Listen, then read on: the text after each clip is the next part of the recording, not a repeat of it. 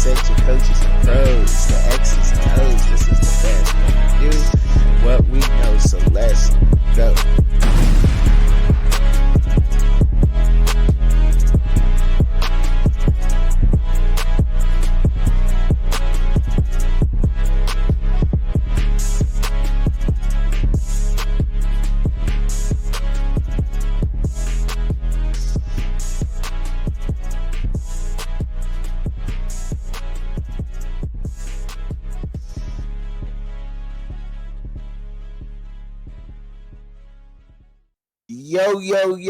Yo, what's up with my people, man?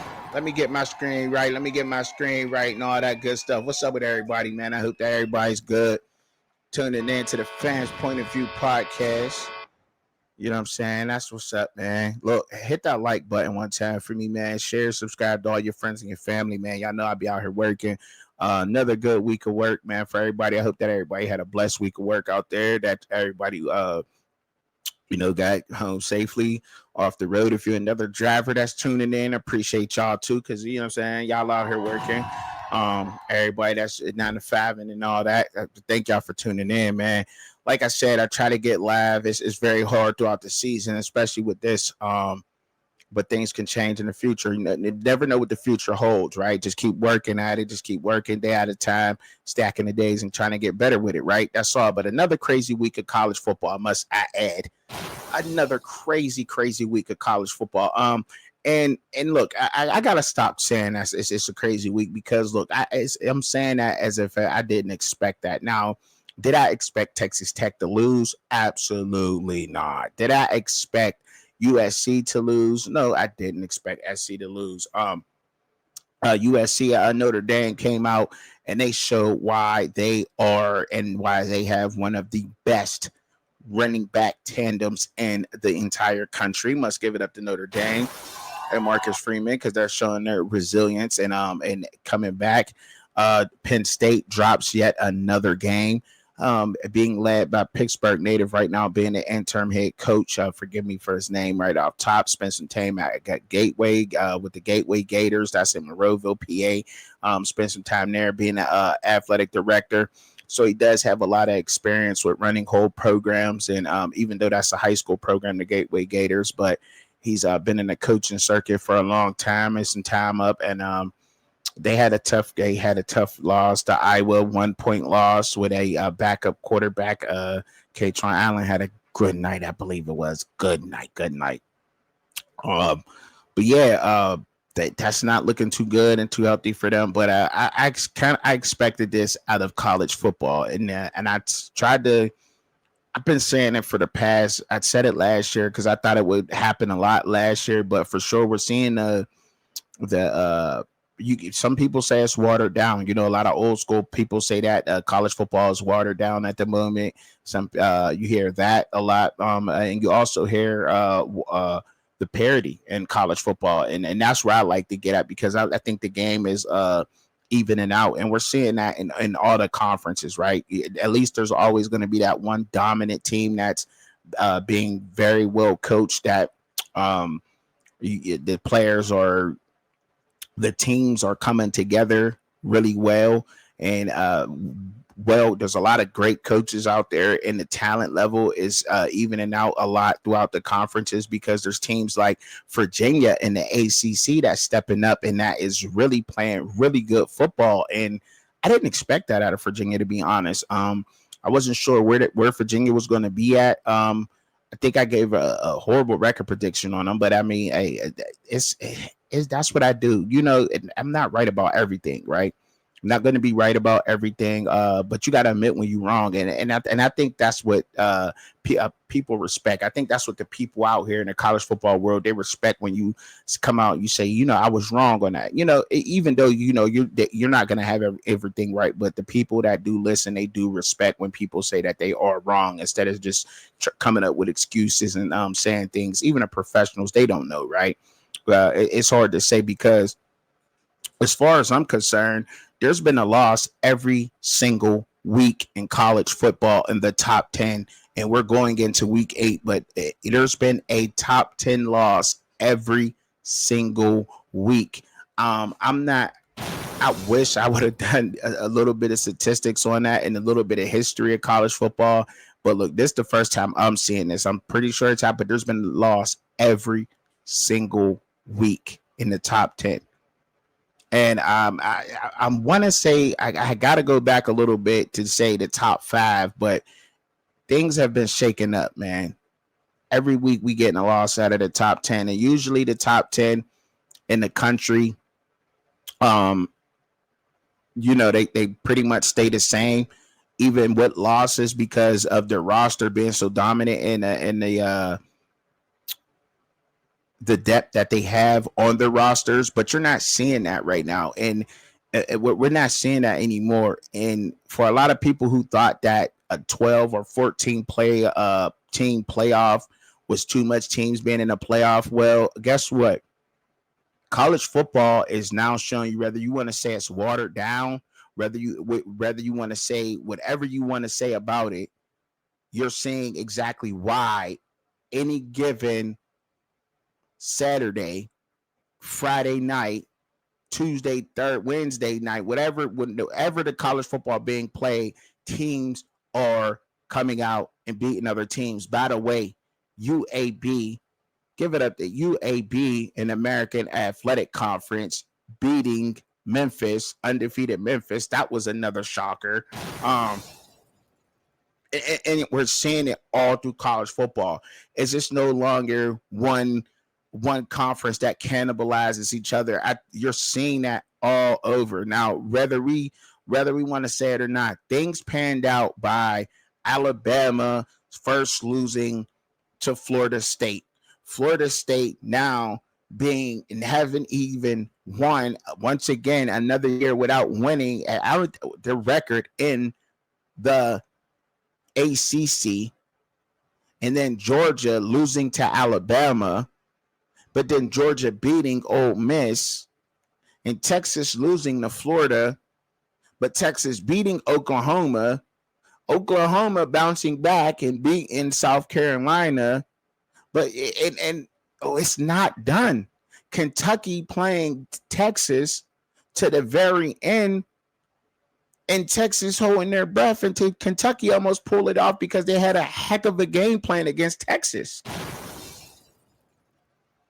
And this is what we're seeing, and the dominant teams remain to be. And by the way, Miami losing a shocker game to Louisville, a Louisville team to where Pittsburgh was up on Louisville. I mean, up on them, but Louisville came back, showed resilience in that game, and then they came back and they won. But Pittsburgh also just beating Florida State last week, but then they lost. But Pittsburgh also lost to a West Virginia team, but that West Virginia team in the Big 12 right now doesn't even look like they could be the class of the Big 12. They look like one of the worst teams, but then Pittsburgh being look like they're at the top half of the ACC right now. This is what I'm saying about college football. And we're not done seeing it. We're not done seeing it. By the way, then you see look, you don't watch the MAC. I watch the MAC. I watch all the games, right? James Madison being able to beat Old Dominion. Old Dominion said they was the class of the Sun Belt, but James Madison came down there and got a dub. Then you see Ball State. They come out. They was supposed to get beat by Akron. It was a fairly close game, but Ball State come out. They beat Akron. They're like, oh my goodness, what is going on out here? It's just happening everywhere. I pay attention to all the conferences. I pay attention to as much as college football as I possibly can. I'm a huge fan of it. Sitting down, watching all these games, game by game, as much as I could possibly watch these games, and just looking around and just saying, wow, this is why teams and coaches from the SEC and Big Ten to say, I want to go grab this guy out of the MAC. I'm going to grab this guy from the Sun Belt. I'm going to grab this guy from here. They not just going to go grab a Joey Aguilar out from Appalachian State and saying, okay, we're good. And then UCLA now on they're won 3 straight, by the way, starting with Penn State. Got in a tough fight with Maryland last night. Maryland with a true freshman quarterback, one of 4 teams in the college football to have a true freshman quarterback, by the way. And Malik Washington played a good game, and I think they should have won that game. Maryland should have pulled that off. So you're seeing a lot of tough football in battle. So the Nebraska lost. Oh man, it's just tough out here in college football, and I love it. And could you say it's predictable? I don't know if it's unpredictable. So we'll just try to start with all the games, and then I'll get it. But in the next week's picks, because the rankings right now are just everywhere. They're everywhere because there's been a loss. So right now, normally the rankings would be out right now. They try to get it done. Sunday they try to get it done. It'd be done right now, but they're like, oh, what do? We can't get it done right now. You know what I mean? Like we gotta think this through because these teams are playing very good ball. So what do you do with a Louisville team that beats the number 2 team in the country, Miami, by 3 points? What do you do with that? And a lot of Miami fans are probably mad. And I said, look, I predicted Miami to win this game. Also, to put in the context, I said that Miami just had to go out there, sharpen their pencil to take this test. They were going to be tested by Louisville. This was going to be a test that they had to pass. Sometimes you pass a test, sometimes you fail a test, right? That's just how tests go. And they had to play a disciplined game of football in which Miami didn't. And when you're playing these games, these teams, remind you, they're built to win the ACC first. Louisville is to be the best in the ACC. That's what they're built. They're not built to just beat college football. They're built to be the best in the American Coastal Conference. That's what they're built for. The Atlantic Coastal Conference, excuse me. Okay, but that's what they're built for. And we got to keep that in mind, folks, right? So Miami, they didn't play a penalty-free game. Some dumb penalties in that game. Some that probably should have went their way that didn't in that game. And that game got close. And when you turn over the ball, fundamentally, when you have that many interceptions, 3 in the game, does it mess up the playoff chance for Miami? No, not in my eyes. No, it doesn't. You had 3 interceptions by your quarterback and you lost by 3. I just got finished saying some of the same things I just said about my Pittsburgh Steelers. Miami had 3 interceptions by their quarterback and only lost the game by 3 points. Let's put that in. Think about that now. And on top of the penalties that were against them, that they didn't play a very disciplined game against Louisville, right? They just didn't. And that the fundamental game of Miami in this game and them losing that game, I think that's what that was, right? Just coming out like that because they should have beat Louisville hands down, and they'll get another chance to be ACC champions. I'm not out on Miami at all. I'm just not, and I don't think that any of the fans out there should be either. Could you be upset? Absolutely. Yeah, if you're a fan, you could be mad. You could feel how you want to feel. But me personally, with Miami, I'm looking at Miami and saying, I still think that they got a good chance. That was a very uncharacteristic game of Carson Beck to turn the ball over the way that he did in that game. They did Jeff Brom. I knew that Jeff Brom would have a good game plan against Miami. He's a very good coach, good coaching staff. He's a good guy, veteran guy, been around the game for a very long time. And that they would come out and they would play Miami really tough. And they did. They played their A+ game, and Miami played a C+ game and lost by 3. And that's just how that goes. But am I out on Miami and said, no, I'm not. I still think that Carson Beck is still one of the best college quarterbacks out there. I still think that Miami has for sure one of the top 5 defenses in the country for sure. I still think they got one of the better defenses in the ACC. And that's just how it goes sometimes on Saturdays, on Friday nights, right? It's just how it is. I'm not out on them. Not yet. I'm not out on them. No, sir. I'm not. Am I out on Nebraska? Now, Nebraska being beat the way they got beat by Unranked. But so let's just say Nebraska, they were right there 26-27. So they got up in the top, you know what I mean, in the Big Ten, and they went out there and they laid an egg against Minnesota. They got beat by Minnesota handily. I mean, Minnesota, what they say, they belt 24-6, absolutely shut down, cannot score in that game, couldn't move the ball in that game. Now, is that concerning? I would say that that's a little concerning for Nebraska, for the Cornhuskers fans. But am I out on them? You're going to see that team. Like I say, I'm not going to keep repeating myself. I could keep saying that over and over and over and explaining to the people that this is how it works. Minnesota is in the Big Ten. They are built to try to win the Big Ten. They are built to try to neutralize teams in the Big Ten. So therefore, when they play Big Ten opponents such as a Nebraska, they're built to try to neutralize that particular team and win that game, right? And that's what happened. That's just what happened in that game. You know what I mean? They went out, but did I expect them to get dominated like that? Absolutely not. I did not expect Nebraska to lose that game like that. Now, Dylan Raiola not being able to throw a touchdown in the game, did that really concern me? But I'm like, nah, I'm like 17 for 25 in the game, 177 yards. They weren't able to run the ball.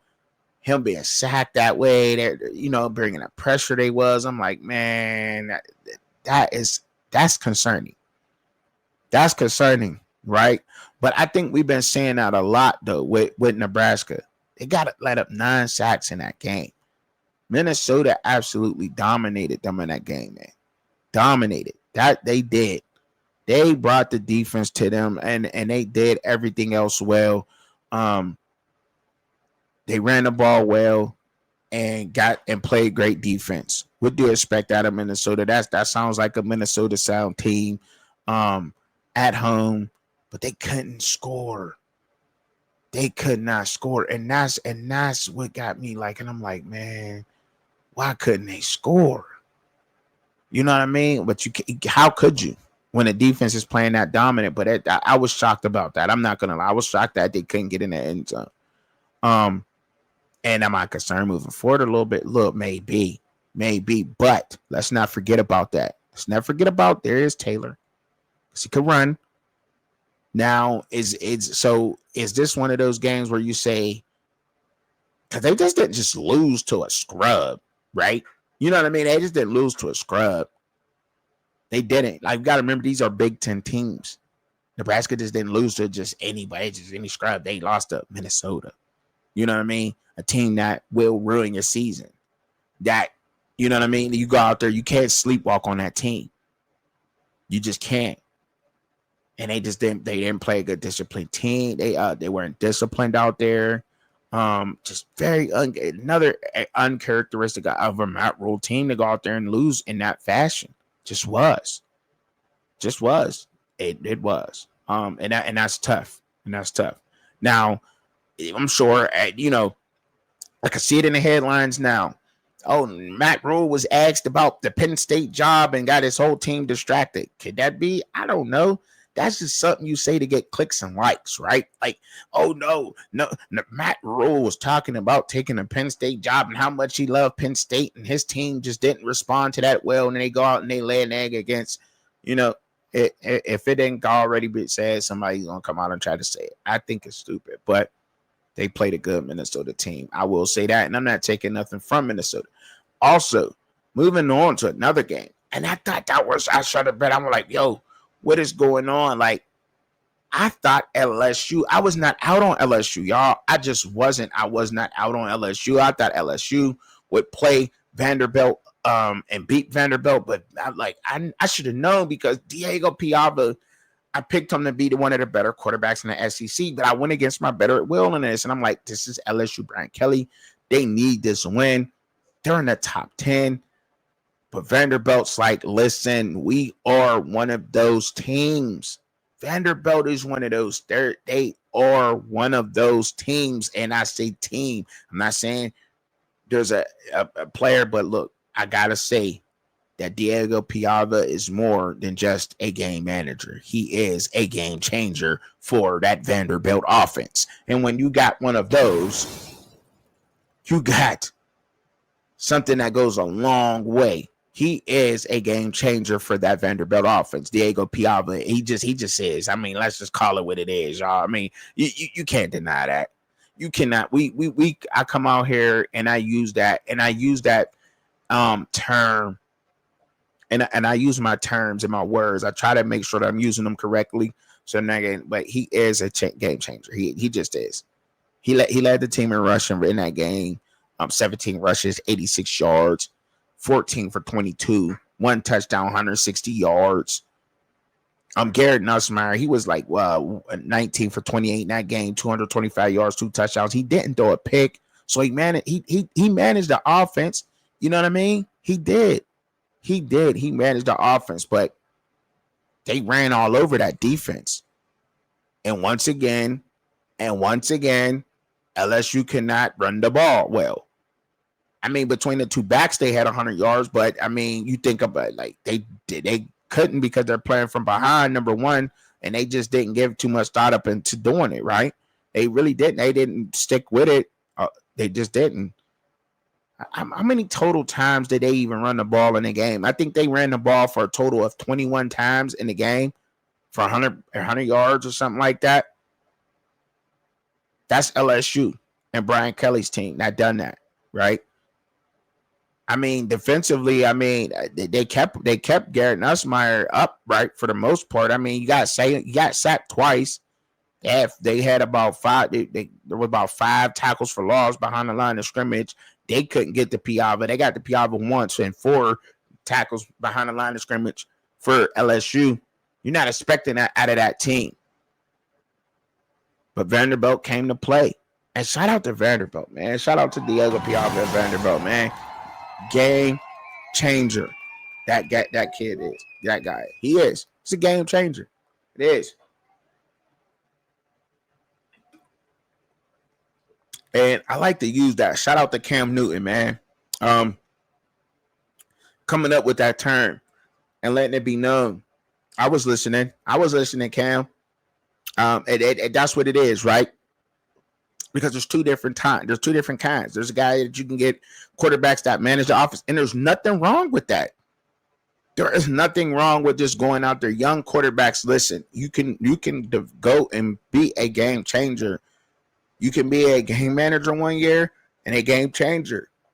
Game by game, it changes. Diego Piava may need to be a game manager to win the national championship for Vanderbilt if they stand a chance, or to advance in the playoffs. He may have to just manage the game because they may take his game-changing ability away from him, right? So there's nothing wrong with being a game manager. There's just nothing wrong with that. And I think that's where you see a lot of these teams and quarterbacks struggling and straddling that line and saying, I want to be a game changer. I want to be a game changer. I. It's not I. Yes, you get judged off of your individual efforts. You do. But you're also on a team. There's 10 other guys. There's 5, 6, 7, 8 guys blocking for you if you're a running back. You know what I mean?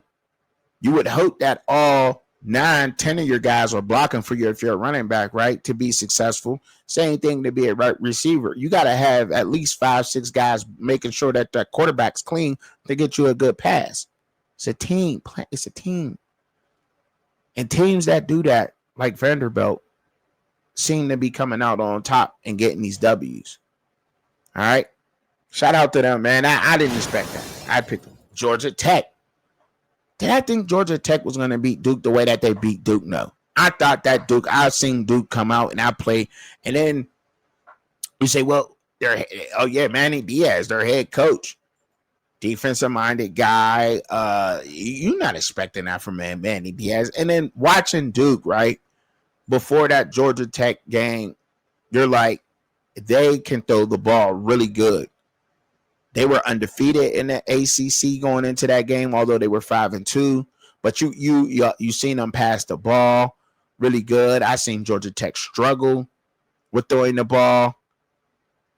And you're saying to yourself, well, and you're sitting there and you're like, well, okay, well, Darren Mensah, if he does what he does to Georgia Tech, I think they win that game. And look, he didn't throw a pick, and he threw for almost 400 yards. So he still did his due diligence. He was 32 for 44, 373 yards, and 2 touchdowns. He did his thing. Hayes King was 14 for 21, 205 yards. He didn't throw a touchdown, but he had 14 carries for 120 yards and a touchdown. Another game changer guy, man. Goodness gracious. But and you say to yourself, well, they got to him, right? 2 times. Duke could not get to the quarterback at all. They had no sacks in this game. And Manny Diaz-led coach team did not get a sack. Georgia Tech kept their quarterback clean. They played a well-disciplined game. And by disciplined, I mean it was disciplined enough to get the W. And they came out with a win. The miscues from Duke early in that game hurt Duke. You cannot be that close to the end zone and not capitalize in a touchdown. That's just fundamental football. It's simple like that. When you got simple miscues in a game or turnovers, you go back and look hindsight and say, okay, still this close, but it hurt that team. You can't do that versus a Brent Key. And shout out to him, man. Shout out to Brent Key, man. Great coach, Georgia Tech, man. They're doing great right now. They just start, and I think I just don't know how you stop that buzzsaw. I just don't. I mean, honestly, I didn't think that their DBs would be up for the task. I thought they were a little banged up in that position too going into this game. And I didn't think they – and look, it showed. I mean, statistically it showed, but they came out with the dub. And I don't think that the miscues from Duke hurt them in this game, and they probably would have did that. I don't know the road from here and how they could possibly make up in time for the college football playoff to try to get there and to even try to slide in and get a slot in the ACC. But statistically, he did what he did versus them, but it just wasn't enough. Just wasn't enough because of the miscues in that game. All right. But shout out to Georgia Tech, man, getting that done. I knew it was going to be a tough week of picking when I was looking at these games, and I'm saying to myself, man, this is just going to be a tough week of picking these games. I don't know what I'm going to do. I'm a little off. And now Oklahoma and South Carolina. I took Oklahoma to beat South Carolina, and I just want to try to keep this simple and sweet. I'm trying to get to it so I can get to the next week picks. But in that Oklahoma game, I respect their defense. I only took Texas to beat Oklahoma because I thought Maytear was going to be out. And I thought if Maytear came back, he was going to be healthy. He wasn't healthy in that game. He was not healthy in that game. And let's just be honest. Niblett, the returner from Texas, 2 weeks in a row, show up big and help that Texas offense with field possession. Not that he took one to the crib in a rivalry game, but he also got close to Kentucky. We'll get that in a minute, but we'll get there in a minute. Saved them twice. But Oklahoma is still top of the SEC, and I think they could play with anybody. John Maytear being healthy, he manages that offense great. Great. I mean, when you got a Brett Venables team, right? I mean, they ran the ball very well. Now the statistics, 18 for 26, 150 yards, 1 touchdown. I know it ain't the prettiest, and who cares? They won 26-7. They won 26-7. They had Lenore Sellers out there. He was 17 for 25, 124 yards and a touchdown. He really couldn't get going with his legs in that game. They kept pressure on him. I think that was excellent from that Brett Venables defense over there. They were able to get to him a total of 6 times, which is good. You know what I mean? and they kept and our offensive line kept made Terry clean for the most part in that game. And they just, to me, look, man, I watched. They just dominated them in that game. They came out, they played really tough, and I just didn't think that South Carolina stood a chance. And I will say this, that Lenore Sellers, I thought that he needed another year, man. I know, because when you first come in, when these quarterbacks first come in the game and they're just replacing the guy, thrown in. I think he had replaced Spencer Rattler. He came in some plays, and he's like, I ain't got nothing to lose. I'm a freshman. I'm slinging it everywhere. I got an arm. I'm throwing the ball. And then last year, you seen them get busy last year with it. And they had a great defense. Last year, South Carolina had one of the best, to me, a very consistent SEC defense. And you say this, so you say, well, why? And then, but I seen some things, and I'm like, he needs another year. He don't have to come out, but you should stay. You need another year to get everything in control, right? And granted, and then another thing I must say about this team, excuse me, is that they didn't let up a lot of total yards, man. Kept them under 250. Only let them score 7 points. And shout out to Oklahoma. They are a real problem in the SEC. I think they could beat that and just about anybody in the SEC. I think the SEC top teams, I think they all can win or lose against each other, to be honest. If I'm being honest, it's gonna be tough. It's gonna be tough when it comes down to them top last 4 teams. I don't see how you don't let 4 SEC teams into the college football playoff. But shout out to Oklahoma for getting this dub. And Lenore Sellers, South Carolina fans, I think he needs another year. Wherever Shane Beamer goes, I hope he takes Lenore Sellers with him, or however that works out. But I think he needs another year of college football to get this SEC thing down and to be dominant. Because if you could be dominant in the SEC, I think that can go a long way in the NFL. But he has some things he needs to work on, because Brent Venables threw some things at him and he looked confused. He looked lost. And he couldn't get it done. He took some sacks. You know what I mean? Maybe some unnecessary ones, but didn't see the things he wanted to see. Played with them, and those great defensive coordinators like Matt Patricia and Brent Venables with those defenses out there in college football, they're going to do that to them young quarterbacks, and it shows. And when you see that, you got to say, okay, not a lot of guys that I thought were top quarterbacks are going to be top quarterbacks, right? Did I get caught up into the hype with some of these guys? I did, but then there was guys that I also knew better, and I researched, and I said, hey, he could have a good year, but it is what it is. Sometimes it just don't work out like that. But yeah, like I do, back to what I was saying about the SEC. I don't see how 4 teams, you can keep 4 teams out of the SEC out of the college football playoff. I don't see it. I don't see how 4 teams, and I mean the Big Ten is top heavy. I mean, as far as people like to say, you know what I mean. But there's some teams that I think that in the Big Ten is like Indiana, Ohio State, Oregon. I'm trying to think of the other one, but Michigan. They played Oklahoma really tough. Washington's creeping up there. They just beat Washington. They handled them, but we'll talk about that. But man, I just don't know how you keep 4 SEC teams out. I just don't. Or it's jeez. I don't want to be one of those guys on the committee this year. All right.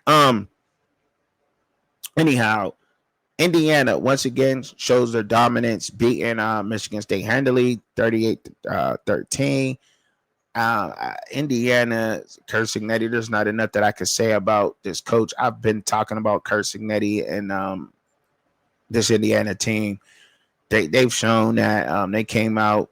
I thought they proved they got a lot of respect last week throughout the college football world and universe and Twitter, or however you want to put that. But yeah, man, they played a very good game, dog. I mean, Fernando Mendoza is a top quarterback in this country, and now is probably looked at as being one of the first quarterbacks. As long as he can keep up what he's doing, he'll probably be one of the first ones off the board.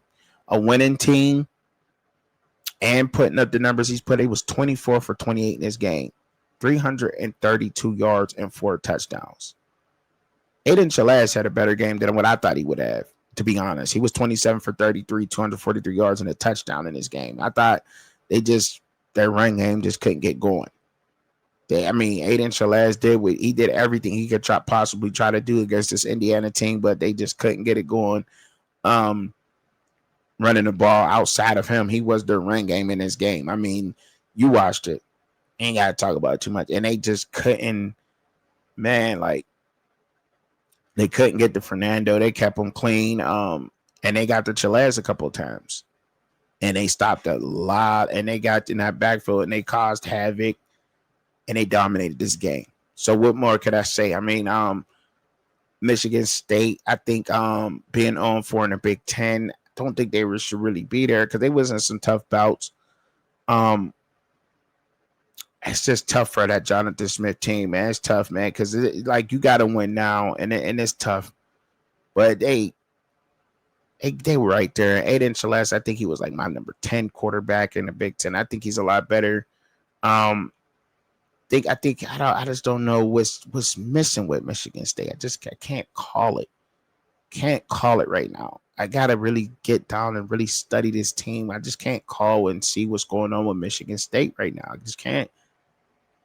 But when you're going up against that Cursinetti Indiana team, I mean, that is, man, oh man, trouble. Shout out to Indiana, man, and Cursinetti, man. Hoosiers get another dub. Very tough game. I like it. Hey, I love it. Let's keep it rolling. And Ohio State and Wisconsin. Just who's going to beat Ohio State? That's like, who's the team that is going to beat Ohio State? Julian Sand coming out, putting up numbers 36-42. We kind of knew it was. They couldn't pass the ball. They couldn't run the ball. They had this team to 123 yards total in the game. Luke Fickell is gone. 123 yards in the game. Period. That's it. They got sacked 3 times. They got 7 tackles for a loss. I mean, look, they got 1 sack. That's it. But Ohio State is getting better every week. Every week they're getting better and better. It just seems like it to me. Julian Sand managing that offense. Now, granted, it was Wisconsin, a Luke Fickell team that I think he's lost that team. That team kind of, are they giving up? I don't know, but by the score you say it is. But that's Ohio State, y'all, and they are for real. Ohio State, I don't think there's a team in college football that could beat Ohio State, and here's why. Because Matt Patricia is exposing the lack of quarterback coaching that quarterback coaches are doing, that head coaches in college football are allowing, and that offensive coordinators are not making sure their quarterbacks know. Now, it is not a coach's job to prepare you in the NFL or develop you once you're in the NFL. It is your job as a player, as a grown man, to develop yourself in the NFL. But is it beyond a quarterback coach, a offensive coordinator, or a head coach to make sure that his quarterback understands and knows that how to read pre and post snap the difference of quarters coverage, cover threes, and cover zero. How to manage blitzes if he's thrown in these situations. Is it beyond any coaches in college football to prepare their quarterbacks for these defenses and schemes and different things they may see? Is it beyond them to do so? Some people out there say, you know what, Trucking, you're tripping. It's not the coach's job to prepare them for that. And that is why Ohio State will continue to win out and will continue to beat college quarterbacks and will pose problems to quarterbacks that do not know this, and teams that are not coaching and teaching their quarterbacks these things. It's a fact. It's not just me. When we sit down and we watch college football and you go back and you watch the games and you got the right to pause, rewind, and look at what quarterbacks are going through and what quarterbacks, why is Ohio State being dominant? They got the players. Yes, they got the players be in the right positions they need to be in to make things work. To make things work, you got to be in a spot when you're supposed to be in a spot to make a defensive scheme or the play call work the way that it needs to work. We're gonna put 7 on the line. We're gonna put 7 on the line, show 7 to the offensive line and the quarterback. Drop 3 in the coverage, bring 4. But where's the 4 coming from? Where's the twist coming from? These quarterbacks are not prepared for a lot of this. A lot of these quarterbacks are not prepared for that. And he's exposing it. They're exposing it in Ohio State. Thank you, Ohio State, Curt Cignetti. And Oregon is doing a good job with it, believe it or not. Believe it or not, Oregon is doing a good job with that. Shout out to Dan Lanning. Shout out to Kirby Smart. Why is he making it? Like, the game is evolving. It's these young men now are a lot faster. They're built up a lot better than a lot of players were back in the day. It just is what it is. Let's just call it what it is. They're 260 full of muscle, running a lot faster. Are they getting injured a lot more? Yes, they probably are. Yes, because their body's not. They're taking a lot of the flexibility out when they're building a lot of muscle, right?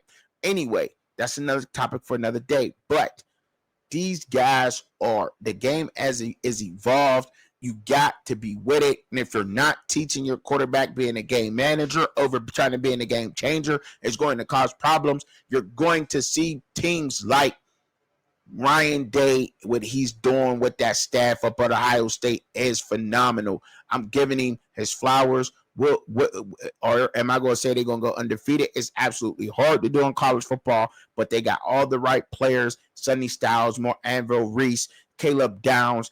Every week and every day, there's always a defensive player on that Ohio State defense that is stepping up and playing and doing a phenomenal job. The defensive line, to the corners, they're all complimenting each other because Matt Patricia is calling a hell of a defense over there at Ohio State, and that's all I got to say. And it's going to be tough. It's going to be tough for a lot of guys. It's going to be tough for a lot of teams to beat them. Must say that. I must say that. And that's why they're going to keep continuing. And that's why Curt Cignetti's out where he's at, because the coaching. They're teaching these guys. Just watch the difference between, how could I say this? Because I don't want to call out quarterbacks, but these quarterbacks that don't know and the quarterbacks that do know. Just watch the games. Watch how Fernando Mendoza processes. Watch how Julian Sam processes. All right. That's all I got to say. Excuse me. That's all I got to say. The way that those young men process this game is different from other college quarterbacks. And it ain't that hard. That's why Lenore Sellers needs another year. That's why Arch Manning needs another year.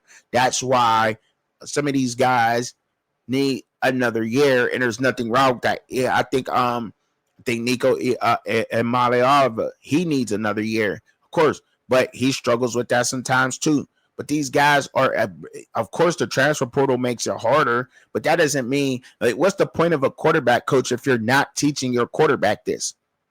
If you're not preparing your quarterback for the best, to go up against a Matt Patricia defense, how? I mean, so what, you're just going to try? So you think that you can prepare for a Matt Patricia defense 1 week ahead of playing Ohio State? The week of, you think you're going to be able to prepare to play for Ohio State? You better hope you got a bye week when you're going to go play Ohio State. You better hope that you got a bye week when you go play Kirby or play Curt Cignetti in one of these defenses that would these defensive coordinators or head coaches that's actually teaching the guys and throwing different schemes. Brent Venables, you better hope, because if you don't, you can't. You think it's too hard to make one of these quarterbacks learn this in a week. It's not that easy. And I'll be talking about more of those schemes and mixing it up afterwards, but it's not that easy. It just isn't. To teach a quarterback that. It's just not. Georgia playing Ole Miss. Did we see some of that in that game? Absolutely. We most definitely did see that in that game. Gunnar Stockton had a heck of a game. 26 for 31, 289 yards on 4 touchdowns. They came back and they beat Ole Miss. I wasn't taking Ole Miss to win this game. I think Lane Kiffin does a great job with moving his offense around. I do think that he teaches his guys some of these things and tries to prepare them for it. Although Trinidad Chambliss, he just didn't know what to do when things were thrown at him, when they mixed it up. And you seen it. The pressure got to him. Where's the pressure coming from? The pressure's coming from here. Did this receiver supposed to be here? That's the thing with the Lane Kiffin offense. It's designed to get the receivers open, the routes, the ways that it is, the one look in there. And then you look at it, and when you throw things against that, and they were doing a phenomenal job. Trinidad Chambliss, he does a phenomenal job doing it. I'm not saying that he doesn't, because he does it good. But Washington State came out with a program, and they're like, if they can do it, I know Kirby can pull it off. That's where I was at with the whole thing. But you seen it late in them games, like when it came down to crunch time and they threw something at them, it was like, oh, there it is, sack. You know what I'm saying? Like, that's just what it was. Like, you like, they didn't get to him. Did they get to him? No, they didn't. He threw it away. But still, it confused him enough. That's all you got to do. Like, that's all you got to do, because disguising it. And when you disguise it, and they done, and let me be honest, Josh Horton just had a heck of a game, right? Batting and getting his hand up and making that play. But, like, you're not seeing that out of all these college quarterbacks. You're just not seeing that. You're not, when you confuse them, they got to know, if they know their offense and they know where they're going with it and what it is. And that's why Trinidad Chambliss, I must give it up to that young man, because he did get confused at times, and that will happen in the game. Of course, quarterback is not easy to play. It's not an easy position to play, but he does know where his guys are supposed to be at, right? He does know that. And Georgia did that. They were out of position a lot of the times, and that's why Ole Miss scored as many points on them as they did, because they're out of position. But that's why that's the difference between, and to me, Georgia, they adjust really good to what you're doing and how to shut that down. Or the Ole Miss came out and said, look, we know what y'all doing too. They adjusted well too. But Ohio State, Matt Patricia, they're bought in 100%. That defense is bought in 100% to what they're being taught schematically from Matt Patricia, and they're doing exactly that. And this quarterbacks just don't know what to do. They don't. Y'all, we'll see. We'll see. And this ain't me. Them guys out there right now, like, oh yeah, Truck can be watching it. He be watching the film. He be watching. Yeah, I do. Yes, I do. Work hard at it, and I love it. But shout out, you know what I mean? Shout out to Georgia for getting that dub against them, man. Tough game, very tough bout, man, in that matchup, man. I thought it was a good game, man. Phenomenal game for those guys, man. Pulled it off. Ole Miss played them a lot better than what I thought they would. Trying to sleepwalk through Wazoo and then go out there with Georgia. To me, I think that they shouldn't have done that. But look, they played tough. They played tough, right? Another one. Another one I didn't think that was going to happen. Arizona State was able to beat Texas Tech. Now, I told y'all if Texas Tech lost, I would be surprised. And I was surprised in this game. Man, like, I did not see Texas. And they almost won. Texas Tech almost won. I mean, they come out in that last drive. It was, 14 and 19 or something like that. 14-19, I want to say the score was. And they go down and they score that touchdown. Corner catch, nice corner catch on. Brendan Morton's out. And a nice corner catch it was from Hammond to receiver. Scored quickly, had 2 minutes left up on there, and they go up 22-19. And the defense, right before that series, they had a phenomenal stop. And I get it.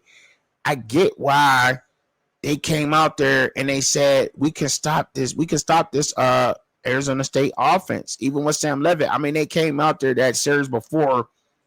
Texas Tech defense here was on fire. They was on fire, that defensive done. They came out there and balled up, put a great game plan, and then they just let them go drive down the field. And I'm like, how did that happen?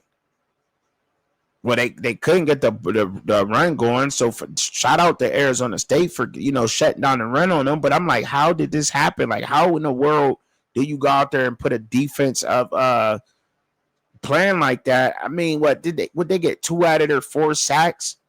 2 out of their 4, I think, came in that series before that, to where they went up and they were down 14-19 in the game.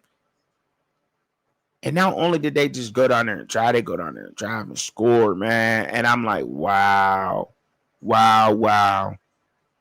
Put together a good game. And Sam Leavitt is absolutely a baller. But still, I mean, he was 28 for 47, 319 yards, 1 touchdown. Will Hammond threw a pick in the game.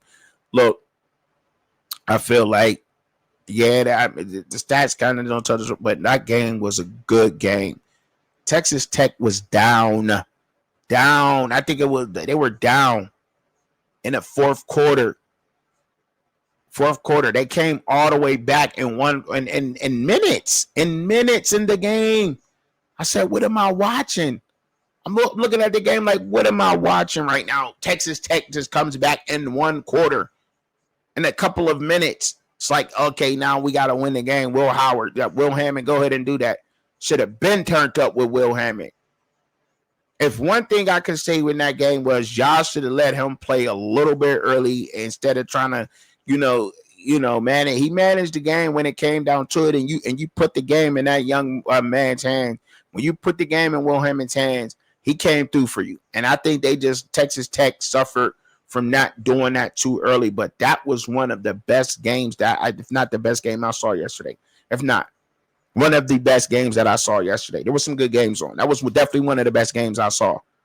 But Arizona State, they hung on by a thread to win that game, but they got the dub, and that's important. They got that dub, and that's all that matters, right? Texas Tech let that one slip. Even with their backup in, I'm like, man, they came all the way back in a couple of minutes in one quarter. Great game. Great game, man. Great game that was. But now that's another top 10 loss. Another top 10 loss to an unranked team. What is going on out here? And then not to mention UAB, super unranked, beating the number 22 team in the country, that was Memphis, and American Athletic Conference, losing to UAB. They were number 22 and they lost. And let me be clear. The 31-24 final score does not tell the game. The stats in that game does not tell that game. I watched that game. Those lime green uniforms, I rocks with them. I rocks with the lime green and gray. They was getting busy. They dominated them in that game. They did. They put it to Memphis in that game. I don't know, UAB. It seemed like y'all got something to move forward with. I know y'all going through some coaching changes and everything, get rid of Dilfer, but I think he might have built something. Maybe they weren't responding to him, but to beat the top team and one of the top teams in our conference is just crazy to me in that fashion, in that way. They look just like they were supposed to. They look better. They look way better than Memphis yesterday. They did. I don't know if Memphis just tried to sleepwalk through that game. And you seeing that a lot. These teams just sleepwalking. Like, what is y'all doing? Like, stop sleepwalking through the games. Play the game. You in a football game. You're in a football game. So that's what you're in right now. You're not, you know what I mean? You play ball or you're gonna lose. Texas A&M, it's crazy. I don't know, for some reason the broadcast was all messed up with this game, so I caught pieces of it, then I couldn't see the end of it. I'm not gonna lie. My boy Talon Green, I really like Talon Green. He didn't throw a pick in his game. I seen him get hurt. This game was going some crazy delays. Marshall Reed took care of the ball also in this game. He was 23 for 32, 280 yards, 3 touchdowns. Talon Green was 19 for 32, 256 yards, 3 touchdowns. He also had 2 touchdowns on the ground, 12 carries, 85 yards, 2 tutties. I think for sure he's got to be looked at as being a draft pick. Is he a first round pick at quarterback? I mean, I'm not gonna lie. No, I'm not gonna say that he is. I think that there's some things that he needs to work on. He definitely has. Now, is he a first round pick? I got to go back and say that. By definition of what the NFL looks at, yes, he is. His size, the fact that he can run, his athletic ability alone makes him that, right? But there's some things that he needs to work on. He gets a little gun ho, and that's cool. And that's cool, right? Because you can't be afraid to make a mistake and throw, but the accuracy definitely got to work on. And I think he's struggling with those post snap reads, and a lot of quarterbacks are at this time. But he got to clean that up to be a good quarterback. And I think he'll be a great quarterback in the NFL if he could clean that up and work on some of those things that and clean it up. But he most definitely got the size and the physical attributes that they're looking for when they measuring out to be a first round pick, because he's going to run good in a 40. He got a cannon for an arm. He definitely got the size. And somebody's going to jump high to try to get this guy. Look at the record of him, and they'll say Arkansas.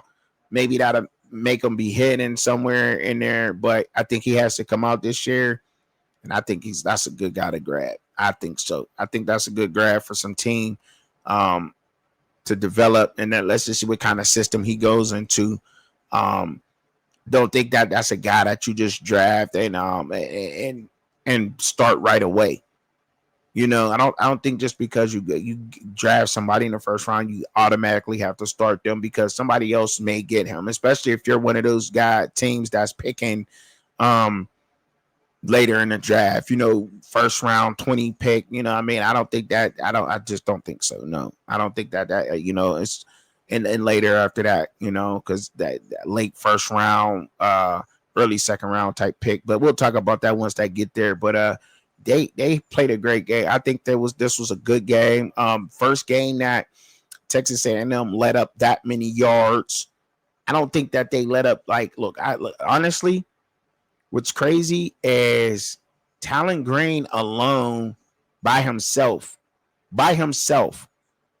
put up more yards on Texas A&M than what teams have the past 3 games. That's crazy. And that's why he is very talented to do that to that Texas A&M defense. I'm just letting y'all know. I'm just saying what I know. And look, that's what I just said. That stat is not confirmed, but it's damn near close. He threw for 256 and ran for 85. I could guarantee you that's more than what they let up on some teams previously before they played Arkansas. So to do that to that defense, so damn, his talent is there. His talent is there for sure. But A&M, another one of those teams that I think that's good. I think they are the class of the SEC. I think they are. I think they deserve the right to be right now. As far as I think Talon Green is just that good, but we'll see because Texas A&M they got a bout coming up, and we'll see what happens. That was a good game, and I'm mad that I couldn't watch the rest of it. I'm mad because that seemed like it was a good one, and I couldn't watch it. I'm mad about that. I'm not even gonna lie. Straight up mad. All right. Washington State playing Virginia, number 18. Virginia played ball. And like I said, I did not expect this team to be this good. But man, oh man, did they put it together and come back. Washington State, I know Ole Miss didn't sleepwalk on them. I knew that Washington State was playing ball. I knew that Ole Miss, that Washington State was that good because they really are. Their record, they're right there. I hate to see players jump in the portal, especially on teams like this because they're 3-4.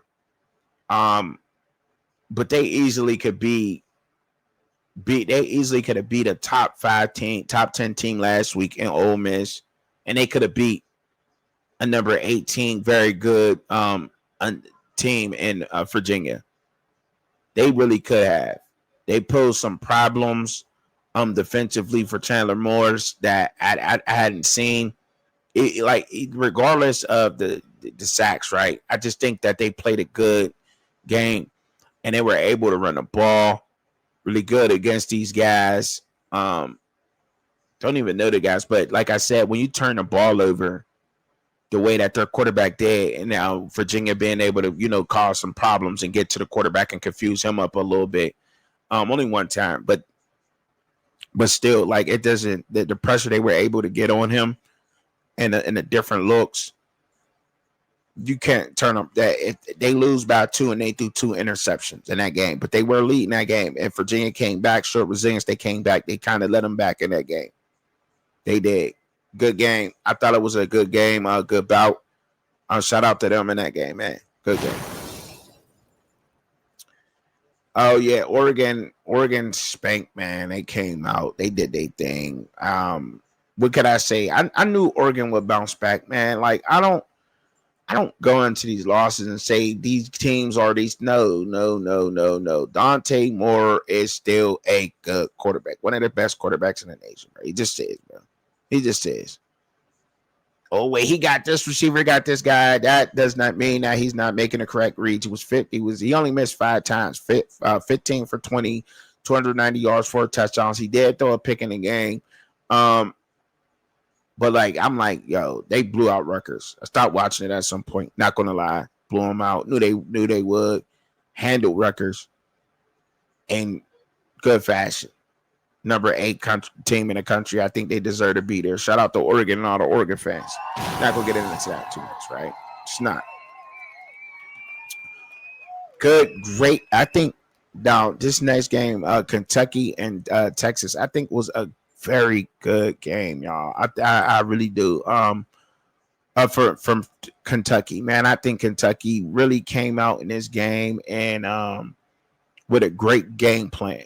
And that's why I say that Birch, he got some time. He got mad time, man. It ain't his fault that a lot of people like me and everybody out there kind of, you know what I'm saying, put him on or high on the pedestal or whatever. But I still think that he still had another year and should wait another year. He was 12 for 27 in this game, 132 yards. Kentucky, it's like right there, man, always. But they play you so tough, man. No matter what their record is. And I could respect that out of Kentucky because no matter if they're 2-4, 4 in the SEC, on fat, no matter, they're always playing to the end of the season. They do not, that team just don't quit, man. And I could respect that. You know what I'm saying? Because they play and their season could easily be, around. They almost got Texas, bro. Came out with a great game plan versus Texas. Texas could not stop. They had trouble stopping the run yesterday. And they did because it worked up enough, but they adjusted well to that. And it seems that they were, when they were showing 7, Texas, they were showing 7 and dropping 3 in the coverage. That played with that young quarterback, Color Bowley, a little bit, and kind of had to improvise sometimes, get away out of the pressure and run. But Texas was trying to stop the run with just 4 down linemen, trying to depend on them, and that Kentucky offensive line wasn't having it. They just wasn't having it. Now they adjusted to it, and they started putting 5 and 6 on the line, and that seemed to be helping. When they put 5 guys on the line, it was helping Texas a lot. And they schemed up a good game plan to help, and that defense carried Texas to a win. That blitz again, once again, good return, set up a good touchdown for them early in the game. We got a great return, short field for Texas, punch it in there. You know what I mean? What Wires got up in there. And that's all I was saying, right? Because they did get, and they posed some things, and they when you look at the game, right? I watched the game. The 3 times they got to him and the 5 times they got to the quarterback, Texas, they just had a good game plan. Good game plan from both teams. I thought it was a good game. It was. It was one of the matches where you look at it and you say, and you respect. Once you start learning a little bit more about scheme and player personnel and the numbers, I respected that game out of Texas and Kentucky yesterday. Great game. Enjoyed it, all of it. You know what I mean? Because you've seen that a lot from Kentucky was able to do that a couple of times, and they knew that, and they played that on Arch, and that's what kind of kept them in the game, right? It did keep them in the game, but also Texas adjusted, and they said, okay, they adjusted, they made adjustments to stopping the run and getting out running under control. With the quarterback, he was not so much. He was able to get away from it a couple of times, but it was always happening. It always seemed to be happening when they had 4 down linemen. When they put 6, showed 6, showed 7, drop 3, drop 2, whatever, mixed and matched it, twist, stunt, played with his head a little bit. It worked to their advantage. Even got a pick out of Hill Jr. in one of those plays, like, you know what I mean? So they went to man. I think it was a crucial. It wasn't crucial in the game, but it was like a bunch formation, and they bunched up Texas. They were able to bunch them up, and Texas would play man. And I didn't understand it. Like, why are you playing man in that situation? Because their receivers, their corners was taking out each other. The way that Kentucky came out with a good game plan, they did. They came out with a very good game plan versus Texas, and it almost worked. It did. But Texas, they got to win out, and shout out to Texas for winning that game, man, because, you know what I mean? It ain't easy. It wasn't pretty, but you got the dub, got to live to play another day, and then try to get to this SEC championship and into the college football playoffs. Great game plan from the teams. Good game. Man, I enjoyed it. The things that I've learned, I really enjoyed watching that game. I really did. Florida Atlantic taking on South Florida. South Florida is the class of the American Athletic Conference. They just are. That team is really built big. They're tough, fast, and they seem to be getting better. And look, it just don't even seem fair for them to be in the American Athletic Conference this year. I guess you always get a team like that, every now and then in that conference, but it just don't seem fair for them to be in that conference this year. It just doesn't. Like, it just seemed like they're just getting warm-up games up until they get into the college football playoff, and then they'll go in there and win. And they may well survive the first round. I definitely expect South Florida to get to there. I know it's early to say that, but they look really good, and they're clicking on all cylinders. So shout out to them in the American Athletic Conference. Alabama, I thought that they would beat Tennessee in this game for sure. I definitely took them to beat Tennessee. I thought this was another one of those games that you could respect the scheme and the game plan that went into this game, right? Because it was close, right? Bama got ran on. The defense got ran on, and that was some concern there. some passing, but they adjust and they showed things right when they needed to, right? They adjusted to that and they were able to play good D and get to Joey Aguilar and show him some things and make some plays behind the line with the defense. And that's why I respect what Bama did. And I think, and look, if I'm noticing that, and I'm just a guy that, you know what I mean, that researches the game, that respects it enough to look into the game and know what I'm talking about a little bit more. If I recognize it, I'm sure the coaches all through college football are recognizing it. And plus, they kept their quarterback clean.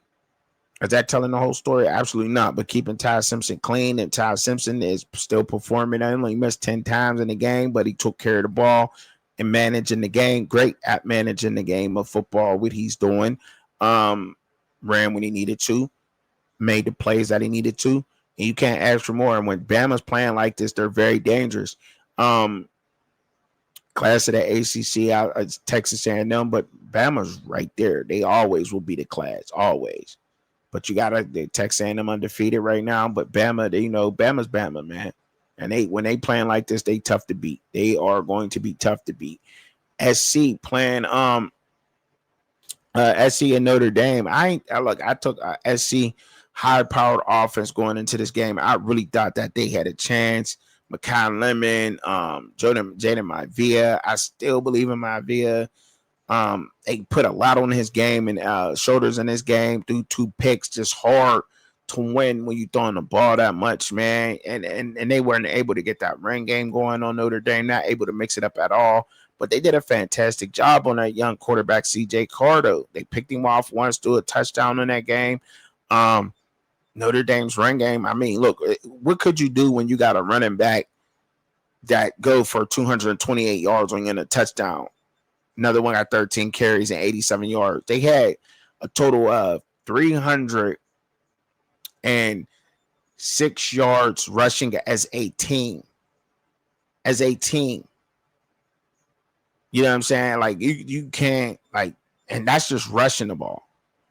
The 136 passing was just enough just for them not to, because they absolutely stopped. They wanted to stop the pass and not the run. Still not out on SC. I still think SC is a good football team. I still think that they'll run your season, but I'm definitely without a doubt respecting Notre Dame. Notre Dame is just one of the best. They drop too early, go on the streak, and they come out, and Marcus Freeman's team look like they're going to be tough to beat. That run game is just look like you can't stop it. That offensive line lean on you from Notre Dame, and they run the ball right down your throat. It's going to be tough. And now I think I'm going to just pick the game since I'm talking about the games. The top 25, I'm going to just pick, all right? Overtime, Missouri game, Missouri and Auburn, another good game, man. Missouri's showing that they can play in the SEC. The SEC is so tough this year. I would really hate to be a committee guy this year in the SEC because I just don't know how. I almost want to say, how do you keep 5 of these teams out of the playoff? How? They got to devour each other. Now, I heard a lot of people say that they played cupcakes, and look, whatever. I don't think that there's not, I don't know how many teams in the Big 12 can beat Missouri. Don't know how many teams in the ACC can beat Missouri. Don't know. You know what I mean? I would go I think the Big 10 and the SEC are, I think the Big 10 is definitely catching up. Some people would disagree, but I think they're definitely without a doubt catching up. They're definitely there. But I just don't know. And I would even say Auburn. Man, listen, Omar Hardy ran over everybody and he couldn't do it on this Auburn defense. And I thought that the Auburn defense is there. I just think that they got the Jackson Arnold Blues. Just saying. Oklahoma fans. Bro Pribula didn't help. They threw 2 interceptions and won the game in overtime. If Bro Pribula does not throw 2 interceptions in this game, I think that Missouri wins this game handily. I think that I think they put a little bit more on his plate. They tested him. He threw 40 times in this game, 23 for 42, 52, threw 2 picks in this game. I seen it. I seen now Auburn. I seen Missouri can also pass the ball though. I did see that Bo Pibula can pass the ball, but when it came down to it, he turned it over. But the one was crazy. The one pick was like, I don't know. You know what I'm saying? That was like, all right, you throw it a little behind him. He trying to snatch it off of him. Good play, good heads up play from the cornerback. But like, you know, I think, even if that doesn't happen, I think that we've seen a different thing out of him. I know he is a dual threat, ran one in. Omar Hardy still ran 2 in on those guys. Watch out for Missouri, man. Missouri is really playing good football right now. And Auburn just ain't no slight, man. I think they got a good D. They got a good team there together. Man, I think they got the Jackson on the Blues, man. I do. I really do. Because they got Jeremiah Cobb running the ball, Marcus Simmons, and they went and got the receivers, bro. I mean, at this point, being on 4 in the SEC, being 3-4, I would ask any Auburn fan out there, is it time to see who's next up? Is it? I mean, I'm just saying, is it? Y'all 3-4.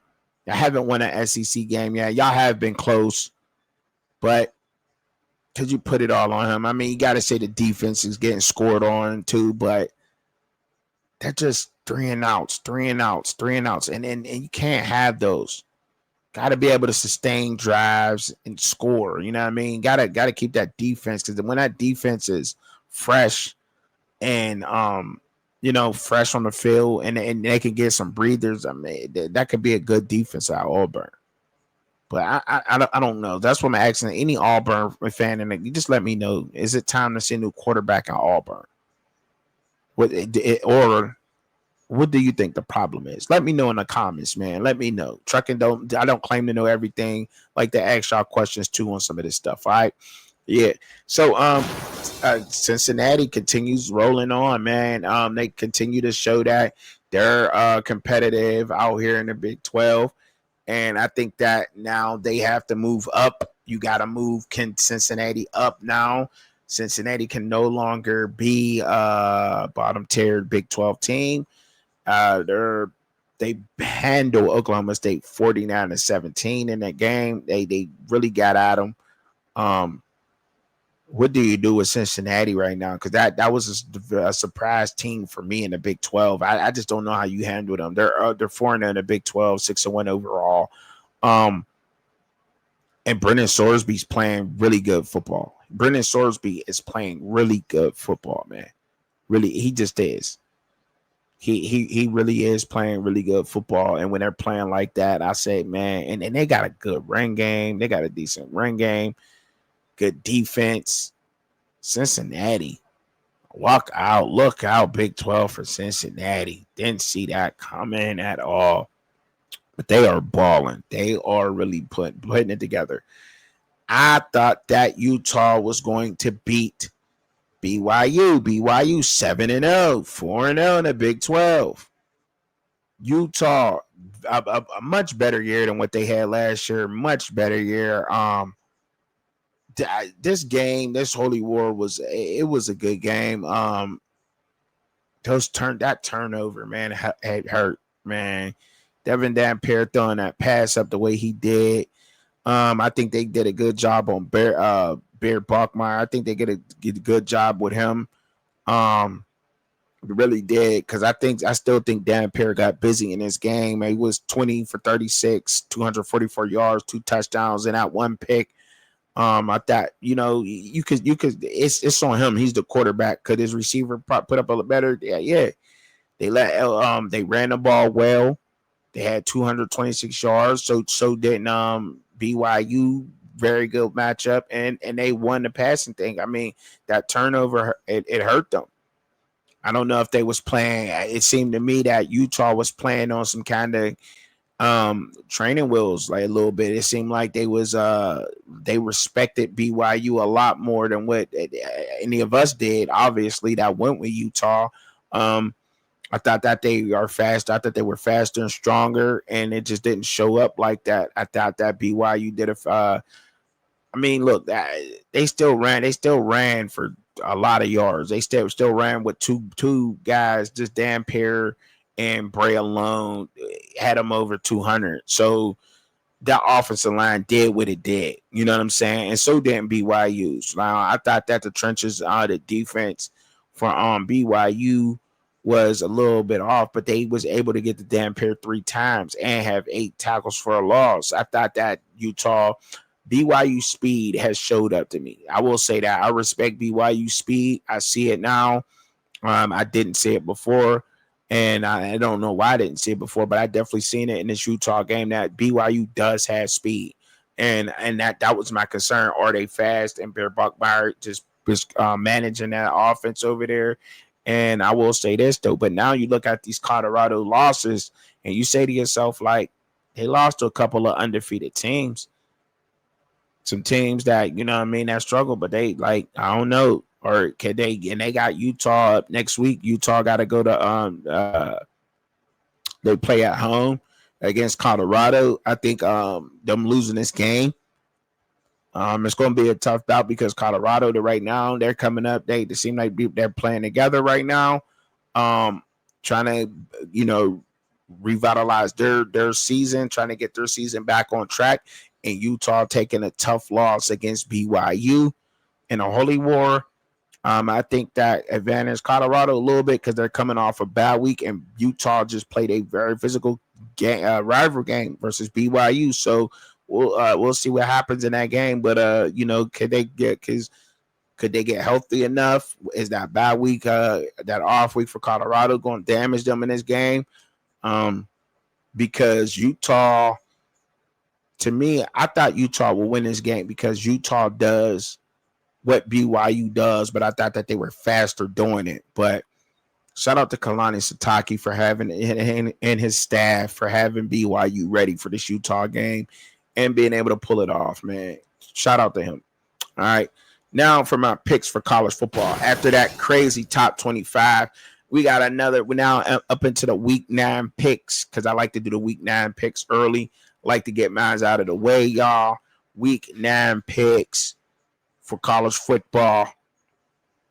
Now, as of right now, these rankings they'll be different. Virginia will probably be moved up from number 18 for sure. Don't know where it'll probably be at, but they'll definitely be up a little bit more. Being in the ACC, they're taking on UNC. Virginia gets that W for sure. I think that's easy. Should be an easy breezy win for Virginia. Don't sleep on them, though. Go out there and keep playing the same game that y'all playing. Y'all handle that game. Y'all beat them. Y'all cover, whatever. I think Virginia wins. South Florida at Memphis. The way that Memphis just lost to UAB, but UAB under a new head coach and regime, I don't that could throw you off a little bit about Memphis losing to Memphis is at home in this game. But South Florida, they seem to be the class of that one. I think this should have been 2 ranked American Athletic Conference teams. It should have been that way. But they lost to UAB, and I'm sure that they'll be out of the top 25. South Florida, I think, in this game, until they prove me otherwise, but South Florida, I want to roll with in this game, man. South Florida being the away team, rolling with South Florida. Although Memphis could be very upset in this game, I think South Florida got a better quarterback. They get to the quarterback a little bit better. I think they handled it. I think they get this game, right? I think they get it. Close game, though, but I think South Florida pulls that one off. Ole Miss and Oklahoma. Ole Miss coming off that loss by Georgia. Tough game. Tough bout of game. I think Oklahoma had kind of they got revitalized in that game, right? After the rivalry loss, they came in the game, took care of business in South Carolina.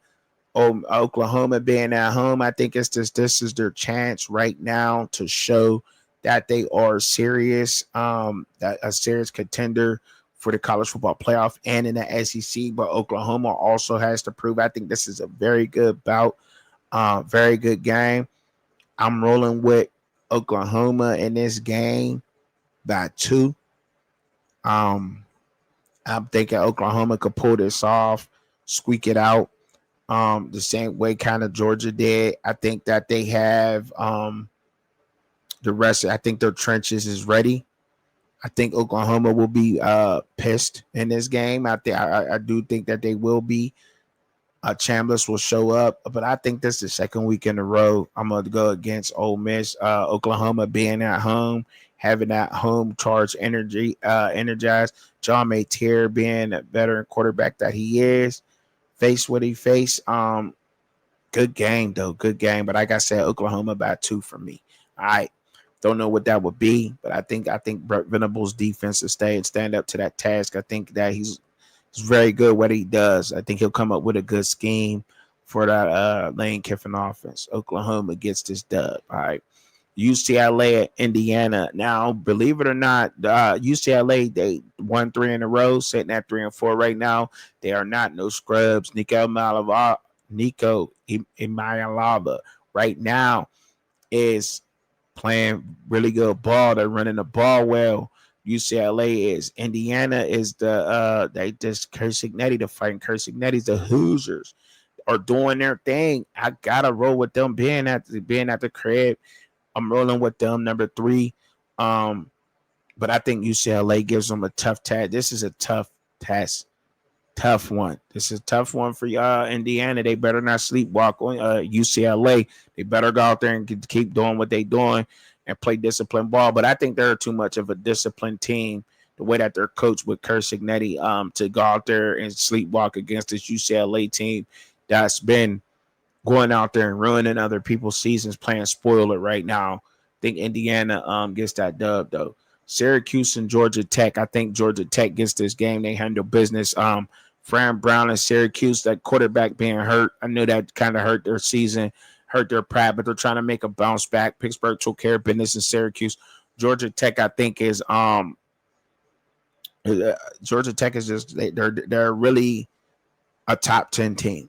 They deserve to be. Hayes King being playing the way he plays, whether he want to be a game manager or he wants to be the game changer in that game.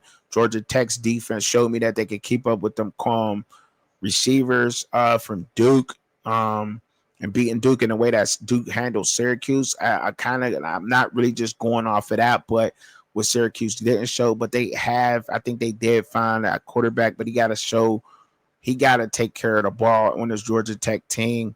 But I think Georgia Tech gets this one, man, at home, man. All right. Northwestern and Nebraska, 2 unranked teams. They will both probably be unranked right now. Nebraska's only in the top 25 because that has not been updated. So I'm talking about it. That's just what it is. I think in that game, Northwestern and Nebraska, it's going to be a good game. David Braun, Nebraska. Nebraska just losing the way that they did to Minnesota. I think that they got to bounce back. This is a home game for them, but Northwestern going to put up a big bout for them. I think I would roll with Northwestern in the points in this one. I don't know how much it's going to be, but I'm sure they probably the underdog in that one. But man, that's a tough game. That's a no picker for me. That's one of them setup ones that's on there. Like I don't know, I don't really know because I think they could be an even team. Because look, Northwestern is tough. Northwestern's tough. I think Nebraska got a more of they should have a better offense, but that Northwestern defense can turn up and they can run the ball really well and control the time of possession. So I don't know. That's real tough for me. I wouldn't mess with it, but so that's no picker for me. Period. Not gonna do it. I would like the underdog with the points in that game. That's what I said. That's what I'm rolling with. Standing on that. All right. Wisconsin and Oregon. We just seen Wisconsin get spanked out. We know what that is. Luke, they gave up on Luke Fickell. Luke Fickell about to be out of the door. I don't know if he's gonna be fired before this game even take place, but Oregon in that game handily got that. So Alabama, South Carolina. South Carolina got a lot of work to do. A lot of work to do trying to build for that future. Shane Beamer, I don't know what's going on with them down there, but I think that Kellen DeBoer's Alabama Crimson Tide handles business. Period. Easy go. BYU and Iowa State. That last time that these two teams played, they posed a threat. I picked against BYU for the past 2 weeks, right? Thinking that they was going to get beat. But I can almost guarantee y'all this is probably the team that's going to cause problems for BYU and take BYU off the top. This is probably the team that'll do it. If anybody can do it, it's probably going to be Iowa State. But right now, BYU, I can't pick against BYU. Honestly, I did twice. They pulled out the dub. Iowa State, I think Iowa State can do it at home for sure. I think they got the advantage of, but BYU being on the road, and that. But look, I think Iowa State can do it, but BYU is really good. They're really good. This happened last year. This game happened last year, and I think BYU took Iowa State out. Iowa State's going to want their revenge. Think they get it, but who knows? I don't want to pick against them. I don't. Just saying. Missouri and Vanderbilt. Vanderbilt at the crib. The SEC is cannibalizing itself right now. This is when it starts. Top 25 matchups. I don't know if it'll be a top 10 matchup in this game, but I don't know. Missouri, Vanderbilt didn't really do too well with the run last game. Amal Hardy gonna ball out. Bro, Privilege got to take care of the ball. Diego Piava being a game changer that he is. I don't know if Missouri's going to be up for the task on that one. I think they might be. Good game. Oh, that's a tough pick. That is a tough pick. Too tough for me to make. Y'all make that in the comments. Which one y'all think is going? Y'all make them picks for me in the comments, man. Who wins out of Northwestern, Nebraska? Who wins that game? Who wins the BYU and Iowa State game? And who wins the Missouri and Vanderbilt game? I don't know. That was 3 picks for me. That's tough. I'm telling y'all. Baylor and Cincinnati. I think Cincinnati handled business, but if Baylor could beat them, but look, it's crazy. But I think Cincinnati handled business in that game. Texas Tech for sure wins the Oklahoma State game. I definitely rolling with Texas Tech in that one. Probably would go with Cincinnati too. They've been rolling. But I didn't expect that out of them. But I think Baylor. I think the way that because style make fights, and I think Baylor got that team that could neutralize Cincinnati. Be careful with that one, y'all. Be careful with that one. Number 21, Texas and Mississippi State. Mississippi State playing good. Blake Sharpen is really playing good ball. Texas is Texas. I think they keep rolling. They want to win, and so doesn't Mississippi State. But I think Texas, man, Texas got to get that. I think that D is crazy. 2 weeks in a row, I think they said to get them. Stanford going to Miami, going to Hard Rock. Miami pissed. They're mad. They're going to drop 50 on them boys' heads. Think that they do that to the Cardinal. And they did Stanford. I feel bad for Stanford traveling all the way to Miami to play a really, really peed off Hurricanes team. Feel bad for them. Texas A&M and LSU. Oh man, Texas A&M. They just playing good football. LSU being at home. I'm sure that they'll want to coach them up and that they'll want to in this game.